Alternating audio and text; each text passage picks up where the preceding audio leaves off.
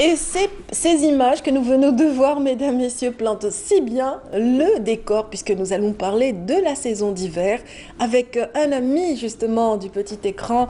Rabah Missoum, bonjour. Bonjour, On est ravis ce matin de vous retrouver comme ça le dans plaisir est partagé.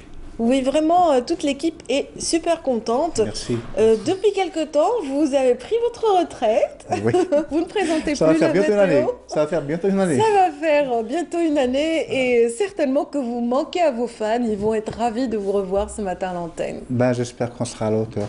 Ah bah vous l'avez toujours été. Vous Merci, l'avez toujours été. Et d'ailleurs, vous merci. avez répondu présent. Vous vous intéressez toujours aux questions du temps, aux Il n'y a pas de questions du souci. climat. Il n'y a Ça pas de souci. continue. Bien sûr, c'est un virus qu'on a attrapé il y a très très longtemps. Et Oui, puis, on essaie aussi d'être fidèle aux téléspectateurs, aux amis, tout ce très qui bien. s'ensuit. C'est-à-dire, on est là, on représente plus ou moins le temps, la Oui, météo. absolument, absolument. On se fie à vous au quotidien, vous et toute l'équipe justement des prévisionnistes. C'est comme ça qu'on vous surnomme, n'est-ce pas? Mais oui, tout à fait. Par le biais, ben, je transmets toutes mes amitiés à tous les collègues Très bien. qui se trouvent actuellement dans des centres nationaux et régionaux. Dites-nous, Rabah Missoum, que pensez-vous un petit peu de cette vague de chaleur qui se poursuit? Donc, on a un hiver qui commence chaudement. Moi, je ne dirais pas une période chaude, c'est-à-dire, bon, c'est cyclique. Nous avons déjà vécu ce genre de situation il y a très longtemps déjà. Et nous savons pertinemment que le mois de novembre et décembre, c'est des périodes sèches en matière de précipitations. Mais ce que je pourrais dire, les choses vont évoluer progressivement. Ils vont évoluer dans le bon sens, bien sûr. Oui. Donc, il Ça faut fera pas, plaisir faut à pas. Amel Laribi tout à l'heure. Elle pleurnichait presque. Non, ce qui est un petit peu gênant, c'est le froid. Le froid, c'est-à-dire le froid nocturne et matinal. Donc il fait très froid et lorsque le soleil apparaît, il y a un petit réchauffement. Il y a un petit réchauffement, je ne dirais pas hausse des températures, bien sûr. Bon, c'est des températures plus ou moins agréables à supporter, pas trop chaudes, pas trop fraîches. Mais attention, comment dirais-je, il y a certaines maladies qui guettent, telles que Oui. la grippe saisonnière. Donc il faut bien se protéger les périodes Surtout le matin nocturnes. et en fin de journée Tout à aussi, fait, tout à fait, la température tout baisse à comme fait, ça, tout à fait, assez, tout à fait. de façon assez prononcée. C'est-à-dire Donc, la température du corps humain ne s'est pas encore adaptée à ce genre de changement climatique. oui, on sait que le corps humain enregistre des réflexes. Est-ce qu'on est justement dans cette configuration? Est-ce qu'on attend l'hiver dans nos têtes peut-être? Vous savez que chez l'être humain, la période hivernale commence à partir de septembre. Oui, Alors que c'est faux, c'est-à-dire que bon, chez nous, nos régions comment dire, sont sujets à des périodes sèches de longue durée. C'est-à-dire que on dit des fois que l'été dure 6 mois chez nous. oui, C'est par rapport au manque de pluie. Mais ça a toujours été démontré que la période novembre-décembre était des périodes sèches. Mais, c'est-à-dire à partir du mois de janvier, normalement, tout va se rétablir, tout va être remis sur rail, si on veut dire. oui. Dans les journaux hier, la presse reprenait un article de la l'APS qui comprenait une interview du directeur du centre de climatologie, donc, et qui disait que l'hiver cette année pourrait être assez froid. Écoutez, cela reste toujours au stade d'une prévision météorologique. Bon, il y a les aléas du temps, bien sûr, ça change, de temps en temps il y a des changements, il y a des paramètres qui surgissent comme ça rapidement et brusquement. Ça nous fait dévier de notre objectif en ce qui concerne les prévisions météorologiques. Mais généralement, c'est des prévisions qui ont été faites par rapport aux saisons passées. D'accord. Donc, par Donc on rapport calcule également tout par à fait, rapport aux tout à fait, saisons tout à fait. Toujours une précédentes. étude climatologique, toujours on se réfère aux années précédentes. Très bien. Donc pour pouvoir évoluer, pour pouvoir faire une comparaison et aboutir à une prévision, une conclusion, si on veut dire. Très bien. Donc, Voilà. est-ce qu'on peut quand même donner quelques indications, quelques indices pour les prévisions futures concernant...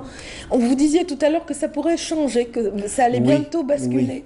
Oui, c'est-à-dire, bon, écoutez, le Nord Algérie, enfin le Nord Afrique, la région du Maghreb, ainsi que l'Europe centrale et occidentale, ont été si on peut voir une image, Oui, si c'est on possible. va certainement voir les Voilà. images. On a vu des parapluies défiler d'abord, hein. Voilà. Alors, Ça annonce quoi les parapluies? voilà. Il y a ce qu'on appelle en termes météorologiques une grande cellule anticyclonique Oui, qui sévit actuellement sur l'Europe centrale. Celle-ci, comment dirais-je, le forme un bouclier en ce qui concerne toutes les perturbations qui nous viennent de l'Atlantique. Donc toutes ces perturbations ont tendance à surmonter, à contourner cet anticyclone qu'on appelle nous anticyclone en termes météorologiques. C'est toutes ces perturbations remontent vers le nord. Donc, ce qui fait la partie ouest, c'est-à-dire la partie Europe centrale, région Méditerranée, c'est des périodes où généralement prévaut des journées d'ensoleillement parce qu'il n'y a pas de perturbation qui intéresse ces régions-là. oui, ben, Mais, il y a un bouclier, vous dites, qui ouais. protège un Vous petit peu. savez, je pourrais comparer la cellule anticyclonique à un genre de ballon. Vous savez, vous prenez un ballon bien gonflé, bien dur, et vous essayez de faire entrer votre doigt comme ça. Il ne rentrera pas. Parce qu'il y a une forte pression à l'intérieur. C'est C'est exactement vrai, pareil. donc c'est une pression Tout à fait. atmosphérique qui Tout nous... à fait. Vous essayez de faire entrer votre doigt et il ne rentrera pas. Il D'accord. sera rejeté vers l'extérieur. C'est ça l'anticyclone. L'anticyclone, c'est ça. Donc il empêche toute perturbation à pénétrer sur sa région elle-même. Il y a une forte pression sur cette région-là. Voilà, c'est ce qui se passe actuellement. Mais normalement, les choses vont s'arranger petit à petit pour cette fin de semaine. Parce D'accord. que cette cellule anticyclone elle va avoir tendance à changer d'endroit, de position. Bah, avancer. Tout à fait. Mhm. Ça va permettre à une circulation d'Est, ce qu'on appelle nous une circulation d'Est, qui va nous ramener un petit froid sibérien. Ah. Sur la partie sud européenne, sur la partie nord de l'Italie, cet air froid va pénétrer, va s'engouffrer plutôt vers le bassin méditerranéen, ce qui va favoriser bien sûr la chute de pluie et de quelques Des grêlons précipitations et donc, de la sont à neige également, prévoir. Oui. parce que le climat va se refroidir. On pourrait avoir de la neige également en montagne. Ah, ça fera Voilà. plaisir, Voilà. justement, à tous ces vacanciers qui ont été quand même frustrés durant les dernières, Frustrés, la moi je dernière pense qu'ils ont qui été n'ont pas chanceux. trouvé. Moi je pense qu'ils ont été chanceux Oui. parce qu'ils ont passé d'agréables journées. Et puis ça a permis aux enfants de sortir, de changer d'air. Oui. Sans aucune contrainte du Certainement, temps. bon, mais ils vont vers la montagne quand même à la recherche de la neige et Mais du vous froid. savez, en cette période-là, aller en Oui. montagne, il n'y a pas de neige. Il fait beau, il fait Il un fait soleil. quand même beau, oui, Il c'est fait vrai. beau, il y a un soleil, il y a de la verdure, Moi, je pense qu'aussi, c'est comment dirais-je, les conditions s'y prêtent à passer de très bonnes journées. Et prendre de très belles photos. Tout à fait. Vraiment, Ah, c'est les surtout paysages ça. sont Surtout sublimes. ça. Garder de bons souvenirs. Oui, absolument. Là-bas, Missoum, donc vous avez utilisé à l'instant le mot agréable. Ouais. Est-ce que vos journées sont agréables maintenant que vous avez le temps de pratiquer vos passions? Je m'épanouis. Grâce à quelle passion? Moi, j'ai envie que les téléspectateurs connaissent un petit peu une facette, justement, de l'homme que vous êtes. Maintenant, je me consacre comment dirais-je, vaque à mes occupations personnelles et familiales. Donc, sans aucune contrainte de travail. Il faut se réveiller de très bonne heure. Hein? Donc, Le ça change. tennis, Ah, le tennis, ça fait partie du quotidien, de mon quotidien. oui. De mon quotidien. Et bien d'autres sports, paraît-il. L'équitation de temps à autre. Un petit peu, de temps à autre. Mais le tennis occupe la part du lion. Très bien, Voilà. excellent. En tout cas, c'est un excellent sport qui fait travailler l'ensemble du corps humain et qui donne aussi Un du sport plaisir. sain. C'est un Sain. sport sain Voilà. qui permet à l'esprit de s'aérer, Tout à fait, et qui tout à permet aussi des moments de partage exceptionnels. Tout à fait. Bon, c'est tout le mal qu'on vous souhaite en tout cas, Merci c'est de beaucoup, rencontrer merci vos amis infiniment. davantage Merci et de infiniment. revenir de temps en temps nous voir. Ah ben, vous Pourquoi pas? m'invitez, il n'y a pas de souci. Avec Il n'y plaisir. a pas de souci. Eh ben, Missou, merci de nous avoir permis de comprendre un petit peu ce qui se passe avec cette vague de chaleur et puis de dire un petit peu ce qui nous attend la semaine prochaine. Je vous souhaite une excellente journée. À vous de même. Et tout à l'heure, vous parliez de grippe en cette saison. Eh ben, un médecin est présent aujourd'hui pour nous parler justement de la vaccination qui se poursuit encore contre justement la grippe saisonnière. À tout de suite. Que vous arriviez de Bouira ou de Tizi Ouzou, Il vous faudra traverser ce massif montagneux pour atteindre et profiter des 18 550 hectares de l'écosystème botanique, faunistique et climatique du grand parc naturel du Djurdjura. Situé au nord du pays, cette réserve, ses vastes forêts, ses gorges et ses gouffres sont un vrai vivier pour une biosphère très riche et diversifiée. Le parc du Djurdjura a été classé en 1983. Il a été aussi classé comme réserve de biosphère reconnue par l'UNESCO en 1997. Il y a ici 1100 différents types de plantes, dont 35 espèces endémiques, c'est-à-dire qui ne poussent qu'ici, dans la région du Djurdjura. En plus, 110 espèces sont répertoriées comme plantes médicinales. Concernant la diversité de la faune, le parc abrite des espèces protégées telles que le singe magot ou encore des espèces d'oiseaux telles que l'aigle royal. La mission dévolue au parc national se répartit en plusieurs actions, à savoir la préservation de la faune et de la flore et de leurs biotopes, la conservation des sites archéologiques et le développement des activités de recherche scientifique. Concernant les animaux empaillés ici, ce sont des animaux récupérés après leur décès. C'est fait pour pouvoir montrer aux visiteurs de la région de Tijdar toute la richesse de la faune et de la flore qu'abrite le parc du Djurdjura. Notre but ici, à travers la protection de ce site, est de laisser cette richesse comme héritage pour les générations futures. Reconnu comme site touristique d'intérêt national, pour le ski, la randonnée, la spéléologie ou la découverte, le Djurdjura s'inscrit comme un des territoires d'exception où l'évasion est possible. Ce massif est un lieu de prédilection pour les amoureux de la nature ou tout simplement pour ceux qui veulent fuir la pression de la ville, le temps d'une aventure.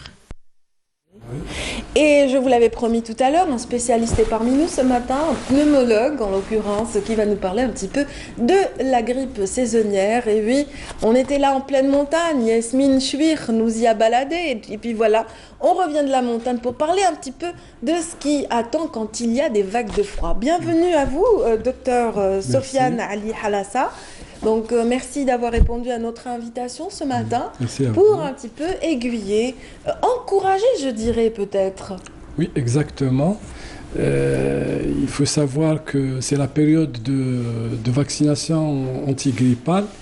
Elle a commencé déjà au mois d'octobre dernier. Au mois d'octobre, à partir du 15 octobre. Et il se trouve qu'actuellement, il y a encore une certaine réticence de la part des personnes à risque à se faire vacciner par le vaccin antigrippal. Alors si elles n'arrivent pas encore à s'identifier, si elles nous regardent, ces personnes à risque justement et fragiles, est-ce qu'on peut les définir pour qu'ils arrivent un petit peu à savoir qu'on parle d'eux? Tout d'abord, il faut dire que la grippe, c'est une maladie bénigne. Oui. Donc tout le monde pense que c'est une maladie bénigne, c'est vrai, mais il faut savoir que lorsqu'elle arrive chez certaines personnes, que lorsqu'elle touche certaines personnes, elle peut entraîner des complications. Et il faut savoir que parmi, par exemple, d'après les statistiques de l'OMS, il y a 8 millions, de 5 à 8 millions de cas de grippe chaque année. Mais parmi ces 8 millions de grippe et qui passent inaperçus des fois, et des fois sans un traitement, mais il y a quand même 500, des fois un demi-million, 500 000 personnes qui décèdent suite aux complications de cette maladie. Donc c'est une maladie bénigne, c'est vrai. On peut ne pas prendre carrément de traitement, mais il faut savoir, quand elle arrive chez certaines personnes, elle peut entraîner le décès. Et c'est pour cela que l'OMS, les médecins, le système de santé, le ministère de la Santé encouragent ces personnes, les recommandent de se faire vacciner parce que la vaccination antigrippale, c'est le seul moyen pour prévenir la grippe et les complications de la grippe. Oui, alors on va encore une fois reposer la même question et je vais vous demander de les définir. Qui sont ces sujets fragiles et susceptibles d'avoir des complications? Moi, je sais que les sujets âgés, par exemple, exactement. sont donc vraiment, les âges extrêmes, les enfants de moins de 6 ans et les sujets âgés, les personnes âgées, plus de 65 ans. Donc cela représente des personnes à risque. Lorsque la grippe elle atteint ce type de personnes, elle peut entraîner des complications et les complications peuvent arriver jusqu'au décès. Il y a les femmes enceintes, donc c'est des personnes à risque et toutes les personnes... Il n'y a aucun danger pour le fœtus? Aucun danger, mis à part la santé de... C'est ce qui provoque une réticence, parfois chez la maman. Pour la vaccination, aucun risque. Aucun risque lorsque la femme est enceinte, aucun risque pour le fœtus pour faire le vaccin. Donc on a parlé des personnes à extrême d'âge, la femme enceinte et les personnes qui ont une maladie chronique. L'hypertension artérielle, les cardiopathies, le diabète, l'insuffisance rénale, l'insuffisance respiratoire, l'asthme, les bronchopathies chroniques, la BPCO.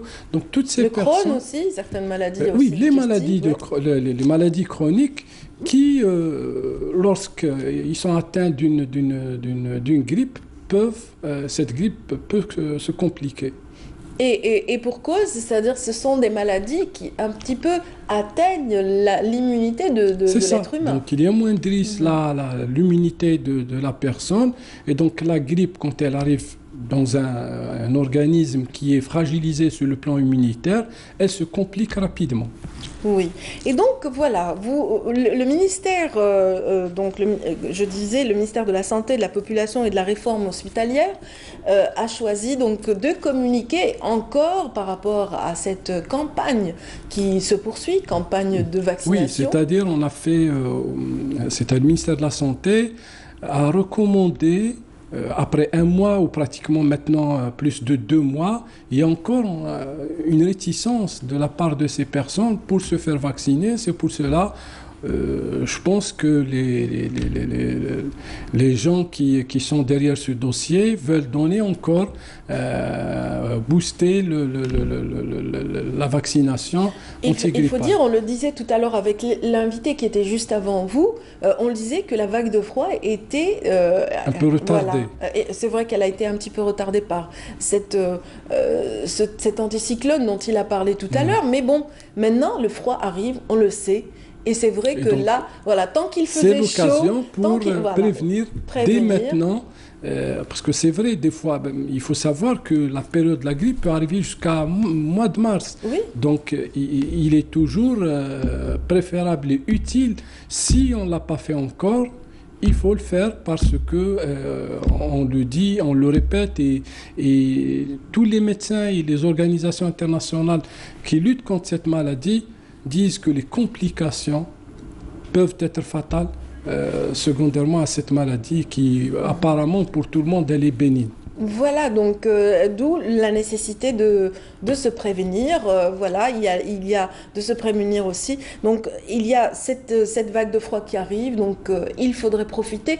370 000 doses ont été mises sur le marché, encore une fois, pour justement parer à toute cette demande. C'est bien cela ? Oui. Moi j'insiste surtout sur la nécessité de se faire vacciner.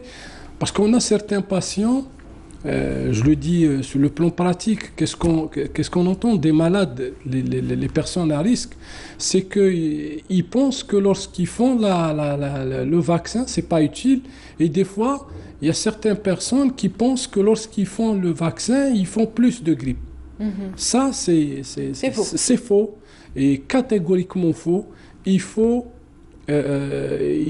savoir que on fait le vaccin, on va... Même si on contracte une grippe, ça sera moins que... Parce que lorsqu'on fait la grippe, il faut savoir qu'il y a plusieurs virus.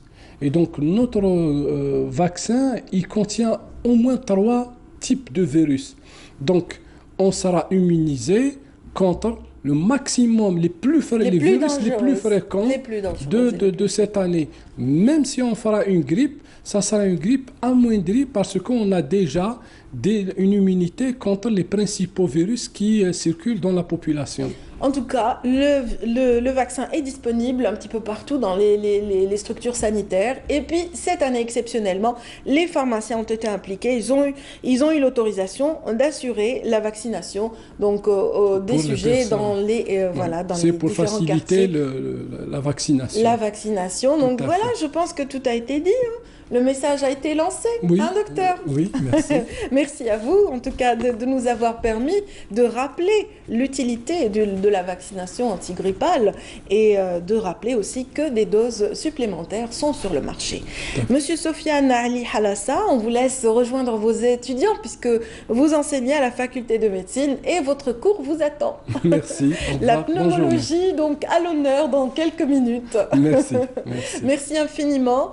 Messieurs, dames qui êtes avec nous ce matin, encore merci de nous avoir accompagnés, de nous avoir tenu compagnie. Tout de suite, on va vous permettre d'aller au fin fond du désert à Tamanrasset grâce aux images rapportées par notre collègue Kemal Sui qui lui a suivi de très près le parcours et le circuit de 2 jeunes vacanciers. A tout de suite. Sur les hauteurs de Janet, ça parle de jeux vidéo, de dessins animés, mais avant le départ, vers le Grand Sud, nos 2 jeunes ont déjà une idée en tête sur ce qu'ils souhaitent découvrir. J'imagine découvrir de nouveaux endroits que la ville et de voir de nouveaux trucs, de nouveaux animaux que je ne connais pas. J'imagine que je vais voir des dunes de sable, des fennecs et des chameaux. Des dunes de sable certes, mais des fennecs pas si sûrs. Avant de s'aventurer vers le Tadrart Rouge, nos 2 jeunes vont devoir passer leur première nuit de bivouac et ils se comportent déjà comme des adultes. Il est 18h et je me prépare pour ma première nuit sous la tente avec mon ami Céleste qui est juste là-bas. Et j'espère que la tente ne s'envolera pas parce qu'il y a beaucoup de vent ici à Janet. Il fait un peu froid, mais on attend qu'il ramène les sacs de couchage. La première nuit fut un peu venteuse et malgré cela, j'ai passé une belle nuit malgré le vent, mais le vent n'était pas fort, alors j'ai dormi bien cette nuit. Est-ce que tu veux renouveler cette expérience? Oui, c'est bien d'aventurer ici dans la nature. J'ai bien dormi, oui. Tu veux renouveler cette expérience? Oui, je veux la renouveler presque tous les jours. Et ce soir, vous allez dormir où? Toujours à la tente. les journées s'enchaînent et nos 2 jeunes se lâchent de plus en plus. Ils se jettent dans les dunes de sable, immortalisent des moments en famille. Assalès, calme et avide de découverte, vit pleinement cette aventure. Je me suis beaucoup amusée sur les dunes de sable avec Amaïs. Avec Amaïs, j'ai aidé aussi à faire la tente pour dormir. Amaïs, qui rêve de devenir acteur, aura trouvé un décor grandeur nature. J'ai trouvé des dessins sur les murs, comme les girafes et les gazelles et les zèbres. Et j'ai joué un petit peu sur les dunes de sable. Je m'ai amusé avec mon ami Céleste. Et sur la route, j'ai trouvé des chameaux. Le voir s'épanouir dans le sourire au papa. Il s'est défoulé après un trimestre d'études concentrées. Il arrive ici dans les espaces et s'est vraiment défoulé. Surtout sur les dunes de sable. Ça lui est arrivé de crier quand il y a des grands rochers. Et ça a été vraiment fascinant. Ça a plu à toute la famille. Au bout d'une semaine de bivouac, Assalès et Amaïs auront parcouru 1000 km en voiture, escaladé plusieurs dunes, marché plusieurs kilomètres aussi, dormi 6 nuits sous la belle étoile. La preuve que le Tassili Nadjer est à la portée de tous, même des plus jeunes. Eh oui, le bivouac, ça fait rêver. Et puis, notre jeune Assalès parle de chameaux. Eh ben non, Assalès, on n'a pas de chameaux. On a des dromadaires seulement en Algérie.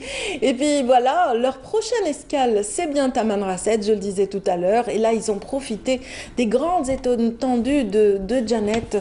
Le plus bel endroit de notre pays, je dirais, c'est le Tassili Nadjer, avec toutes ses richesses patrimoniales. Et en parlant de patrimoine, en parlant justement d'art, ce qu'on voyait tout à l'heure sur les roches. Nous avons aujourd'hui le plaisir de recevoir une artiste qui, elle aussi, profite de son patrimoine et du relief de son pays. Il s'agit de Fatma Zohra Boudekhana et bienvenue chez nous. Bonjour. Ça va, vous allez bien? Merci, ça va. Ah bah, très bien. Un peu le trac peut-être? Oui, un petit peu. Je vous sens un petit peu tendu. Là, c'est vrai qu'il vous faut peut-être une petite virée au désert, non? Oui, oui. Ça détend énormément. C'est le moment, c'est la saison, voilà. Effectivement.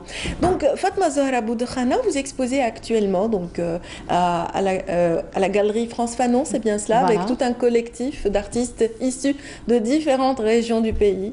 Exactement. L'exposition a débuté c'était le 15 décembre 2018. Et la clôture, ça sera pour le 19 janvier. Oui. Donc, si vous voulez découvrir, venez voir mes tableaux. Votre univers, moi je dirais, je ne parlerai pas seulement de tableaux parce que vous touchez à plusieurs supports. Vous êtes une artiste vraiment qui explore, qui recherche dans la matière, dans la couleur. C'est bien cela? Oui, j'ai commencé avec la céramique. Donc, j'ai fait une petite formation céramique artistique. J'ai travaillé pendant 5 ans comme céramiste. Et puis, comme je suis diplômée en biologie, j'ai fait des études universitaires. Je me suis reconvertie. Je travaille actuellement à la DCP de Béjaïa. Oui. Mais entre-temps, il y a l'art qui coule dans mon sang. Voilà. Donc, je continue à faire des tableaux. Donc, bien. Voilà. J'ai ma carte d'artiste professionnelle. J'ai exposé un peu partout en Algérie, en dehors. Dernièrement, j'étais au Liban, à Beyrouth. Vous êtes un peu attiré parce que beaucoup d'artistes qui viennent sur le plateau nous parlent un petit peu de la destination européenne. Vous avez souvent exposé en Orient. Voilà, c'est la bonne question. Alors, pourquoi? La question est arrivée. Je vais vous répondre et ça vient juste au bon moment. Oui. Là, je ne vous cache pas, j'ai été invitée à plusieurs reprises pour exposer en France et en Espagne. Oui. Mais malheureusement, je n'ai pas eu mon visa. Ah, ben voilà. La difficulté, problème, là. Voilà, la difficulté, c'était le visa. Oui. Voilà, c'était l'année passée, justement. À 2 reprises, j'ai été invitée et malheureusement... cette petite entrave administrative vous a un petit peu freiné, mais elle ne vous a pas empêché d'aller ailleurs. Et vous avez donc exposé dans différents pays arabes. Oui. Voilà, entre autres, vous citiez le Liban, on peut le citer Liban, le reste. Voilà, en Tunisie également. La Tunisie. Et l'Égypte, Sharm el-Sheikh. Voilà. Donc, j'espère que j'ai bien présenté l'Algérie. Est-ce que vous avez eu les échos, le public qui venait justement vous voir lors de ces expositions, est-ce que vous sentiez qu'il était près un peu de votre regard, de votre identité algérienne? Nous, les Algériens, on est bien reçus là où on va, on est très bien accueillis. Et notre patrimoine, tellement qu'il est riche, il inspire tout le monde. Oui. Voilà. Là, il y a des engrenages sur les toiles que vous avez amenées avec vous ce matin. Dites-moi, ces engrenages, est-ce que c'est une réflexion par rapport au temps, au pendule? Je ne sais pas si on peut voir, Samir, s'il vous plaît. C'est ma toute nouvelle collection. Voilà. Donc, j'ai une philosophie derrière ça. Donc, là, j'ai utilisé le collage, le relief. C'est des matériaux spéciaux, voilà. Donc là, je me suis inspirée, en fait, j'espère que... Et je disais tout à l'heure du patrimoine, mais avec une réflexion comme ça un peu... Un peu bizarroïde. Ah non, c'est pas bizarroïde, c'est vous, hein. Oui, je me suis inspirée des toiles d'araignée. Ah, d'accord. Voilà, comme je suis dans le contrôle de la qualité... voilà, donc je me suis dit pourquoi à chaque fois on fait des procès à cause des toiles d'araignée, alors que ces toiles d'araignée représentent quelquefois un voyage à travers le temps. C'est carrément des ouvrages, hein, parce qu'elles tissent, hein. Voilà. Tissent avec une telle rapidité. Voilà. Elles nous font de la belle dentelle, en fait. Voilà, de la dentelle. Donc, dans chaque tableau, je me suis inspirée d'une ville, par exemple. Là, je me suis inspirée de Santa Cruz, Vous êtes à Oran. D'Oran, voilà. Je ne sais pas si on arrivera à voir. Et de la cathédrale qui est actuellement une bibliothèque. Voilà, donc pour les engrenages du temps, c'est justement pour dire que c'est un voyage à travers le temps, la civilisation. Oui. Voilà, pour découvrir le patrimoine. C'est bien. Et là, on voit un petit peu une allusion à... C'est la poterie berbère. À la poterie, justement... voilà, c'est la poterie berbère. Dans celle-ci, on la retrouve dans le blanc qui est un petit peu cette inspiration de l'araignée. Exactement. Et donc le relief en blanc nous donne un petit peu les petits repères patrimoniaux dont vous parlez. Voilà. C'est excellent. Et on trouve une partie d'un bijou berbère. Merci. Voilà.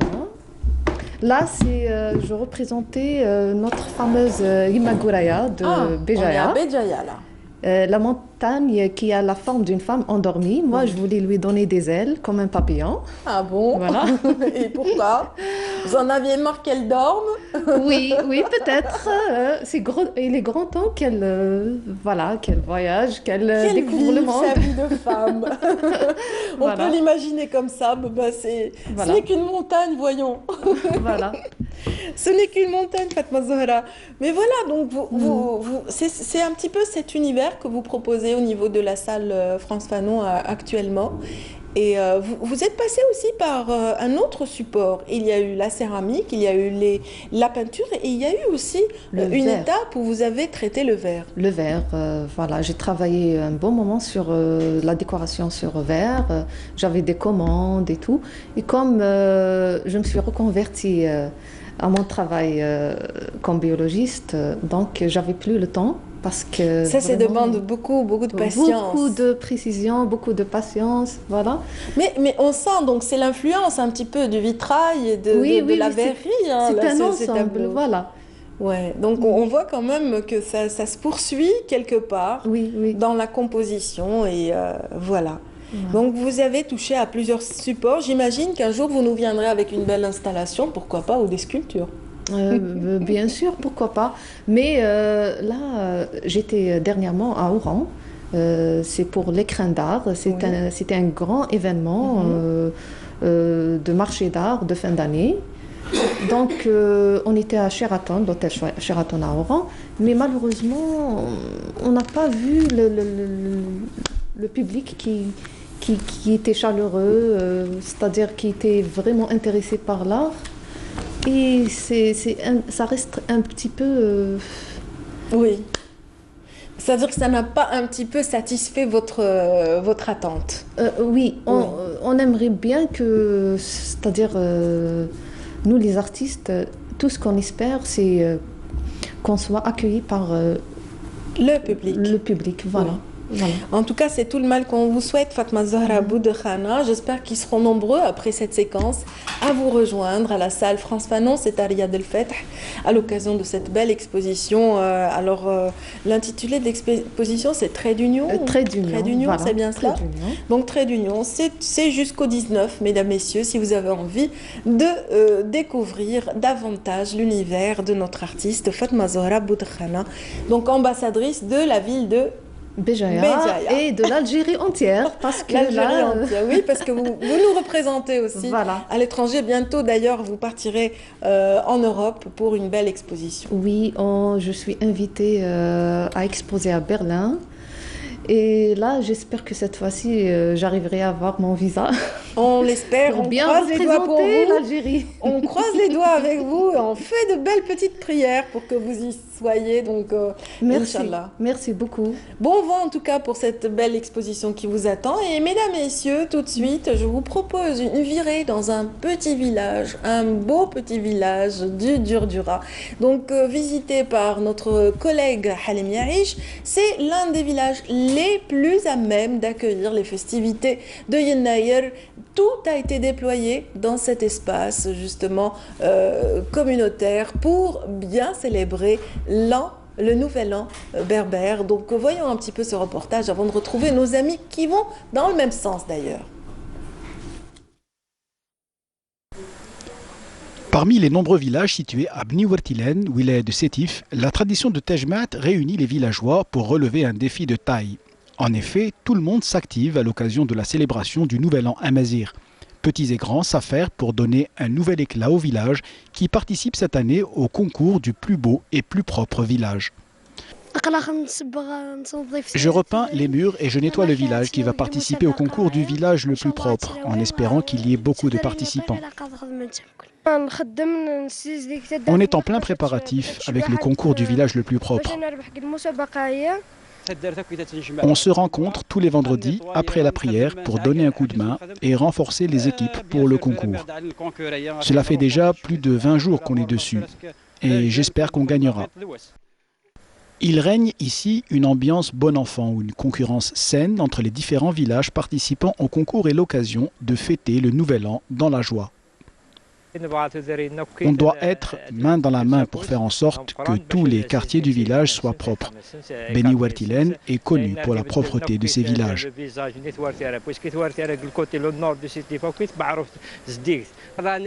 Les jeunes sont venus prêter main forte avec leurs propres moyens. Nous les remercions pour nous avoir aidés.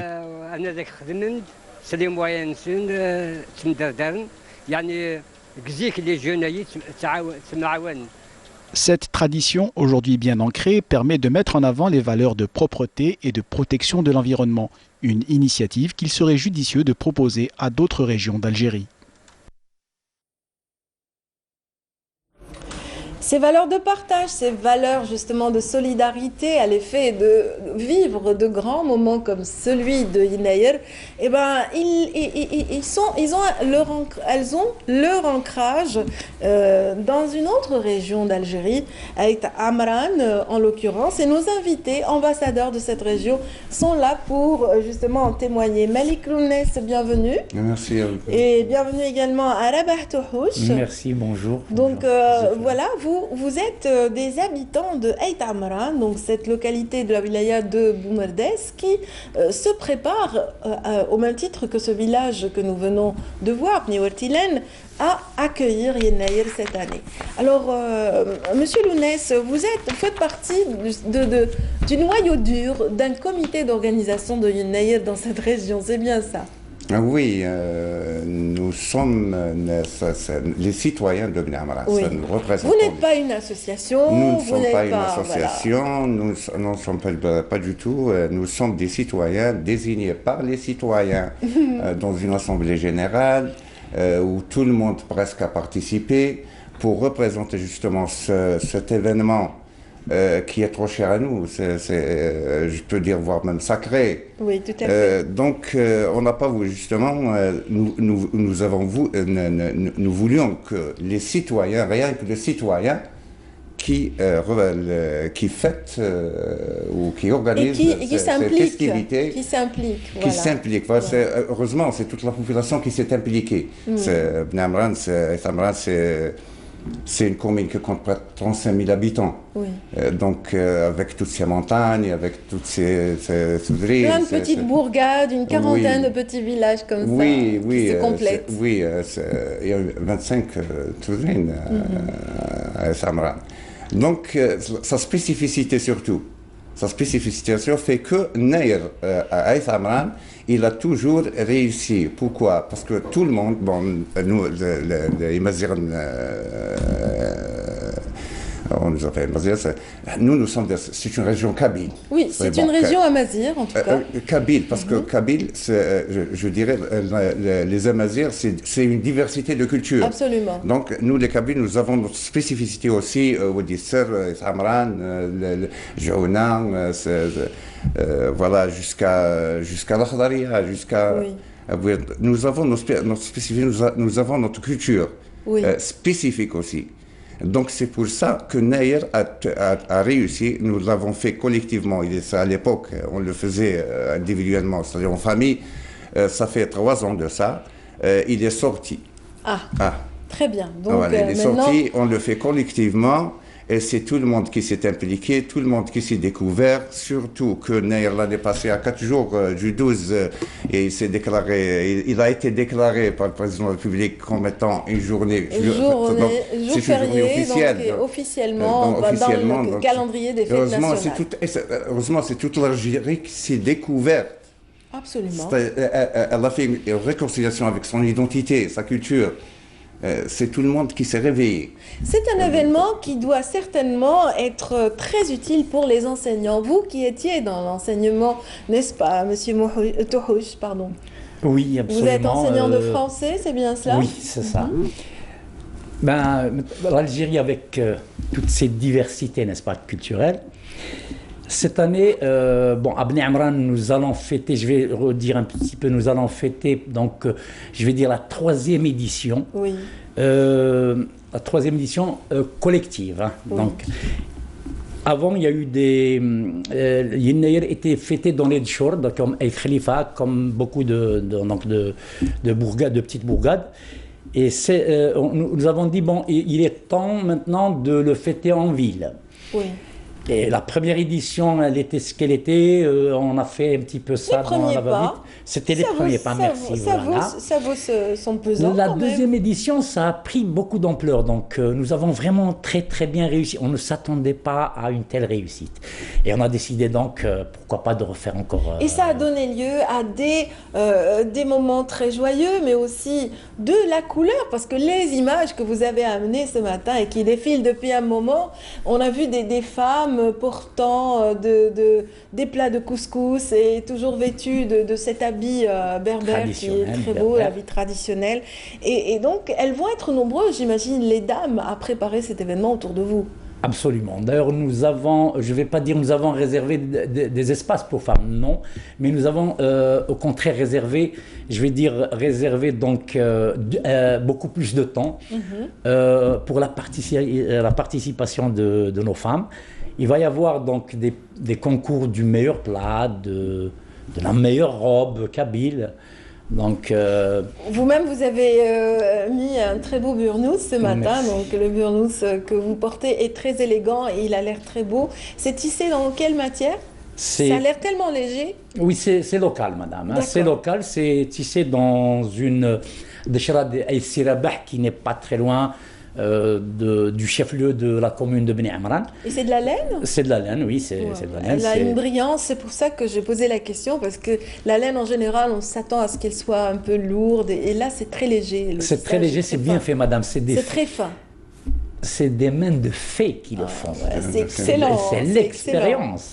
Et justement, l'expérience, la dextérité des femmes et des artisans de la région sera mise en valeur. C'est bien ça, Monsieur Lounès, lors de cet événement? Mais bien sûr, c'est-à-dire nous avons vécu déjà depuis notre enfance. Cela, on ne savait pas ce que c'est, à peu près sa portée, son ampleur dans notre vie quotidienne. On a vécu ça avec nos parents. Dans notre nature, surtout, avec notre terre, parce que cet événement, c'est beaucoup plus qu'une heure, ou 2 heures, ou une journée, ou même une année. C'est quelque chose de profond, c'est quelque chose d'extraordinaire, c'est quelque chose qui peut remettre tout le monde au travail, parce que c'est relié directement à la terre. Absolument. Voilà, oui, c'est quand même le début, c'est un calendrier agraire quand même. C'est une tradition, c'est millénaire. Nous, les Kabyles, les Amazirs d'une façon générale, nous avons notre légende. Il y a des légendes, Nous avons notre légende Amazir, comme c'est un peuple qui comptait parmi les 5 ou 4 peuples du monde qui ont une légende, comme les Romains, les Il y a pharaons, énormément de légendes qui sont rapportées, oui, effectivement, et il y a toute une histoire depuis la Numidie ancienne à ce jour.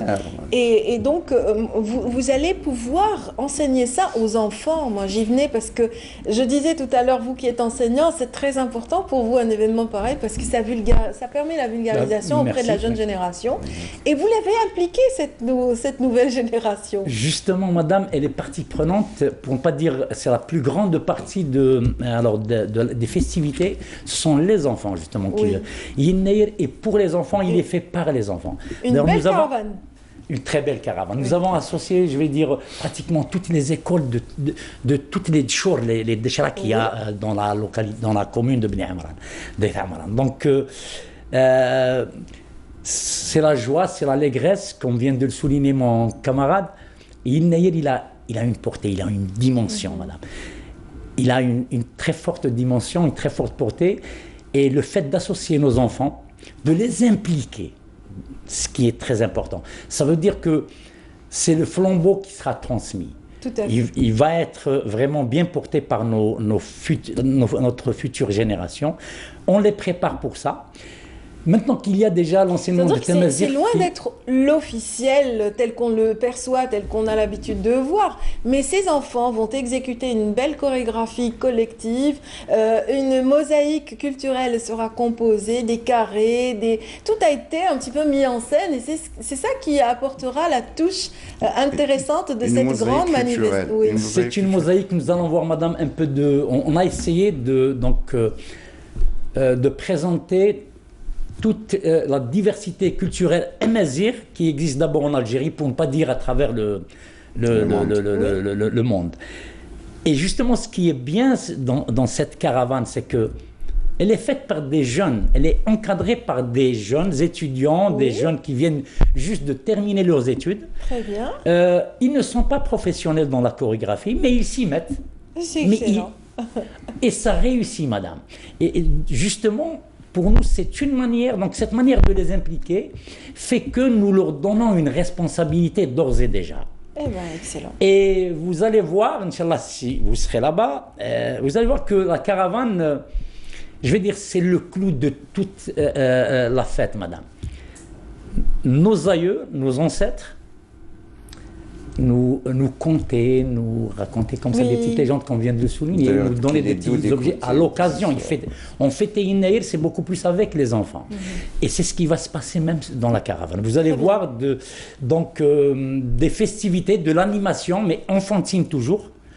Et je sais que ça va être quelque chose de formidable. Ça va plaire aux familles, ça va réunir les familles de la région de Ait Amran. Je rajouterai, madame, quelque chose. Mais brièvement, parce que nous arrivons au terme de l'émission, s'il vous plaît. Bon, je voulais dire seulement qu'avant, puisqu'on le fêtait, comme le disait mon collègue, juste en famille, maintenant il est sorti, il est dehors.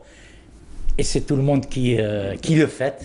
Et le coup d'envoi sera donné à quelle heure et où et comment? Donc, ça sera vendredi. Vendredi prochain. Vendredi, ça veut dire 2 jours pleins de festivités. J'insiste donc surtout vendredi et samedi, donc le 11 et le 12. Le 11 et le 12, vous êtes invités, d'ailleurs, la famille Canal Algérie est invitée. Et ce sera un honneur pour nous, parce qu'il y a même des personnalités nationales qui vont venir. Nous avons fêté l'année passée. Ça a très bien réussi. Cette année, on compte peut-être 15 000 à 20 000 invités. C'est grand, c'est grandiose. 15 000 invités, parmi ces invités, il y a des VIP, des personnalités connues qui viennent aussi. C'est tout le monde qui va venir. Nous avons essayé d'inviter un petit peu tout le monde, madame. Donc j'insiste surtout sur le pilier des festivités qu'est la caravane. La caravane cette année, l'année passée, on l'a fait avec près de 200 gosses entre filles et garçons. Et aujourd'hui cette année, on a projeté jusqu'à 400. Pourquoi? On a fait grandir les choses, parce que la culture amazigh, justement, on va essayer de la présenter dans chaque carré. Merci infiniment, Monsieur Malik Lounès. Donc, je remercie les autorités locales et wilayales, surtout Monsieur Louali, le président de l'APC, qui ont joué le jeu. Donc Wali de Boumerdès. Ils sont impliqués d'une façon... Merci beaucoup Rabah Touhouch, et merci à ceux qui nous ont suivis ce matin. Passez une excellente journée. Bientôt, on vous dira Gazam Gaz. C'est pas encore le moment. À très bientôt.